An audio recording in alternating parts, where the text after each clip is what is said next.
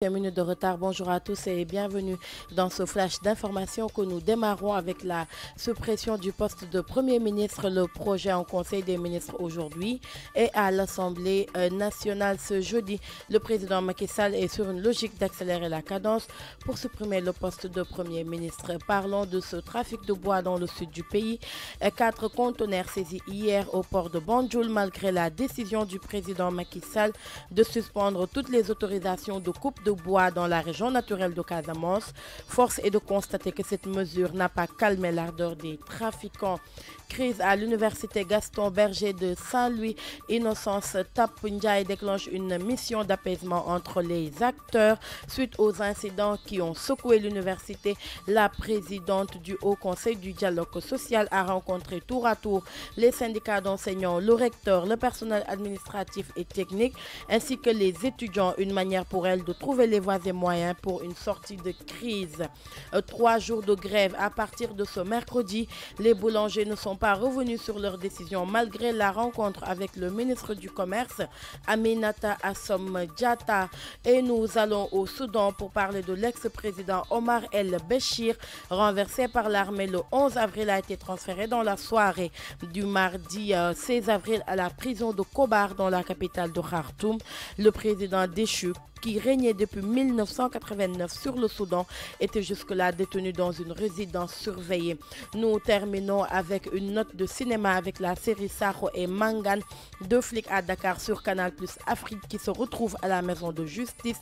Le tribunal de commerce de Dakar qui devait examiner ce 15 avril un référé en vue d'interdire les épisodes l'a reporté au 29 de ce mois.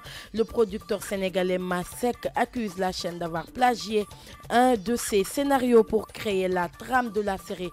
Ne quittez pas l'écoute de la version Wolof, c'est tout de suite.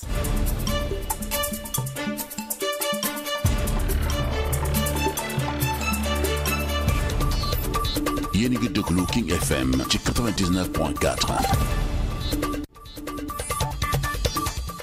jàngeen jëf mbokk yi sant leen gërëm leen ci ànd bi ak ñun King FM Dakar 99.4 xibaar yi ci ak tànk dañu koy tàmbali ak lu jëm ci jële fi poste premier ministre mu mel ni nag président Macky Sall taxaw na rek tembe ci nit ci mbir mi amee ci ni mu gën a gaawee tey ci conseil des ministres nañ ko waxtaanee ni ki ëllëg mbir mi dina dem ca assemblée nationale ñu wax ba tey ci wàllug daggu garab yi ci anam bu dëppoowul ak yoon ab ñeent ci ay conteneur la ñu jàpp foofule ca port bu Banjul mu mel ni nag kii di njiitu réew mi Macky Sall taxawoon na rek tembe ci lu jëm ci wàllu autorisation daggu garab yooyu la ñu tere ko waaye nag loolu terewul defkatu ñaawte fi di wéyal ba tey jaamal mbir mu ni mel coow la am ca université Gaston Berger bu Saint-Louis. Innocence Tap Ndiaye taxaw tembe rek ci fay ko ba mu sedd guy moom mi nga xamante ne moo jiite au conseil bu jëm ci wàllu dialogue social bile dem na fa ginnaaw bi mu waxtaanee ak syndicat d'enseignants yi waxtaan ak recteur bi naka noonu personnel administratif bi waaye tamit étudiants yi mu mel ni daal moom li mu jublu rek mooy def kéem kàttanam ba ñu ut ay solution ci mbir mu ni mel. ñetti fanu grève moom la boulanger yi daal di décrété mu mel ni nag mburu mi dina manqué tey fii ak ñetti fan li ko waral rek mooy ay ñaxtu yu ñuy def ñoom naam sax gisee nañu ak jëwriñ gi ñu dénk wàllu jënd meeg njaay mi di Aminata Assome Diatta waaye terewul ñu wéyal seen mot d'ordre de grève. ñu dem fi nga xamante ni moo di ca biti réew ca Soudan la ñu jëm waxtaanee président Omar el-Béchir mi nga xamante ni moom la fa l'armée bi jëlee woon fukki fan ak benn la woon ci weeru avril moom nag boobook léegi ma nga woon ca résidence surveillée ni ki démb la ñu ko yóbbu ca kaso ba nag nekk ca Kobar di capitale bu Khartoum.